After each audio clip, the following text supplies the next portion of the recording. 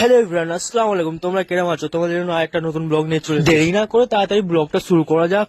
তাড়াতাড়ি ফ্রেশ হয়ে সাথে চলে গেলাম এক্সারসাইজ করতে, কেন কি রাতে 9টার সময় জিমে যাবো। এই জন্য ভাবলাম সকাল সকালে একটু ফ্রি হ্যান্ড করে নেওয়া যাক, আর সকাল সকাল উঠলে মন মেজাজটাও একটু ভালো থাকে। এই জন্য একটু ফ্রি হ্যান্ড করলাম, একটু ওটা বসা করলাম। আর তোমরা ভালো করে জানো আমার জিম পার্টনার আসিফ ভাই আছে। আমি আর আমার জিম পার্টনার ফিটনেস নিয়ে অনেক সিরিয়াস থাকি। এক্সারসাইজ করার পর এত খিদে পেলো, তাড়াতাড়ি এসে ব্রেকফাস্ট ফিনিশ করলাম। ব্রেকফাস্ট ফিনিশ না করতে করতে দেখলাম দোকানে যাওয়ার অনেক টাইম হয়ে গেল। 10টার সময় দোকানের জন্য বার হলাম।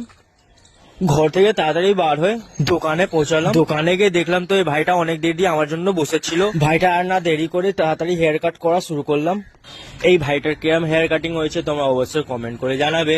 দেখতে না দেখতে 2-3টে কখন বেজে গেল বুঝেই গেলনি। তাড়াতাড়ি করে চলে আসলাম ঘরে। ঘরে না যেতে যেতে রুমাইসার আওয়াজ পেলাম। ঘরে ঢুকে দেখলাম রুমাইসা একা কাঁদতে ছিল। কি জানি কেন রুমাইসাকে কোলে নিলে আমি আরো জোরে জোরে কেন কাঁদে।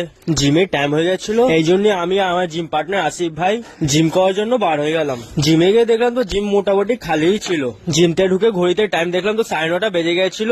আমি আসিফ ভাই লোহা চাগাবার আগে ফ্রি হ্যান্ড করতে হয়, নাহলে তোমাকে ইনজুরি হওয়ার অনেক চান্স থাকে। আজকের আমার ব্যাক ডে ছিল, এই জন্য আজ হালকা ফুলকা ব্যাক মারলাম। আর এই এক্সারসাইজটা আমাকে করতে অনেক ভালো লাগে, আমার ফেভারিট এক্সারসাইজ।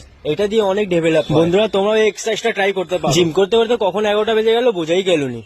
আজকের ব্লগটা এদিকে শেষ করছি। Tata, bye bye.